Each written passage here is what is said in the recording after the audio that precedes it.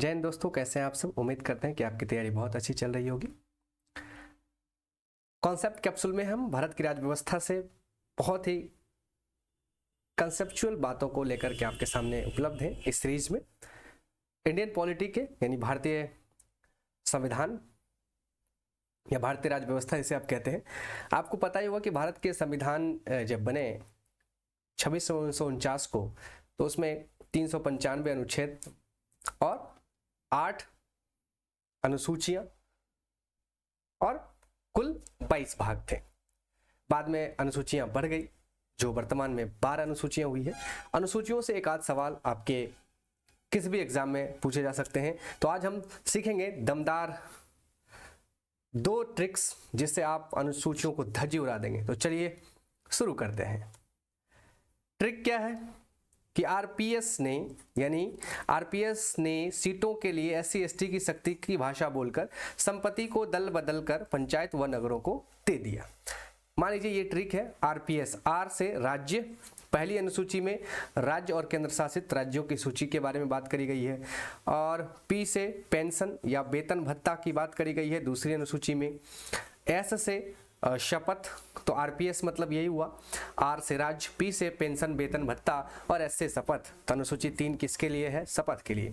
उसके बाद है एससी एसटी, तो अनुसूची 4 एससी एसटी यानी राज्यसभा में एससी एसटी के सीटों का वितरण की बात करती है।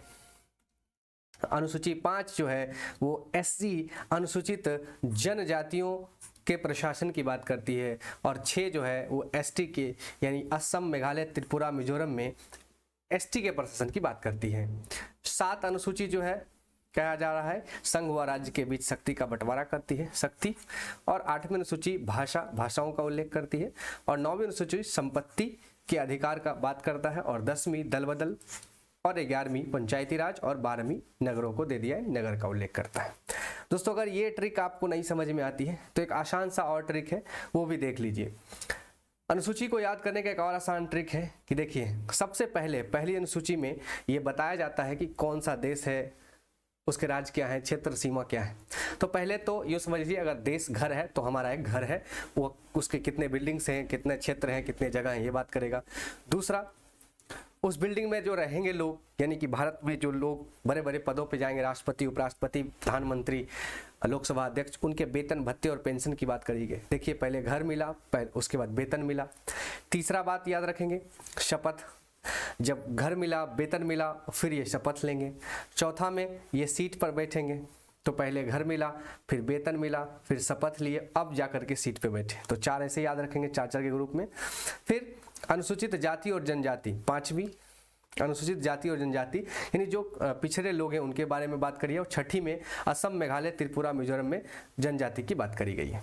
7वीं देखिए, 100 से 7, 100 से सत्ता, केंद्र और राज्य के बीच शक्ति यानी सत्ता का बंटवारा की बात करी गई है 7वीं अनुसूची में। और उसके बाद 8वीं अनुसूची में भाषा। तो आज़ादी के टाइम यही 8 अनुसूची थे, तो 8वीं भाषा था। ये 4 हो गए कंप्लीट। अब जो 4 है वो नया है। तो पहला जो है वो भूमि सुधार हुआ, यानी 9वां। 10वां 2 से 10, 2 से दल बदल हुआ, और 11वां पंचायत के बारे में आई, और 12वां नगर निकाय के बारे में। तो इस तरह से आप याद कर सकते हैं। कैसे? तो पहले घर की बात करेगा, यानी भारत के राज्य और उसके सभी क्षेत्रों के बारे में। दूसरा, सब जब बात हो जाएगी तब बात करेगा वेतन की। तीसरे में बात करेंगे शपथ की। चौथे में बात करेंगे ये भाई साहब सीटों के, है ना। 5वें में एससी एसटी के, और 6वें में उनके प्रशासन के, असम, मेघालय, त्रिपुरा, मिजोरम के राज्य में। और 7वें में प्रशासन बंटवारा करेंगे, केंद्र और राज्य, शक्ति, पावर। और 8वीं में भाषा। 9वीं में दल बदल, 9वीं में भूमि सुधार, 10वीं में दल बदल, और 11वीं में पंचायत, और 12वीं में नगर निकाय।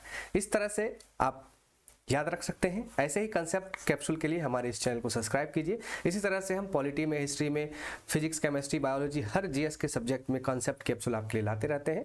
मिलते हैं किसी अगले कंसेप्ट कैप्सूल में। तब तक के लिए अपना और अपनों का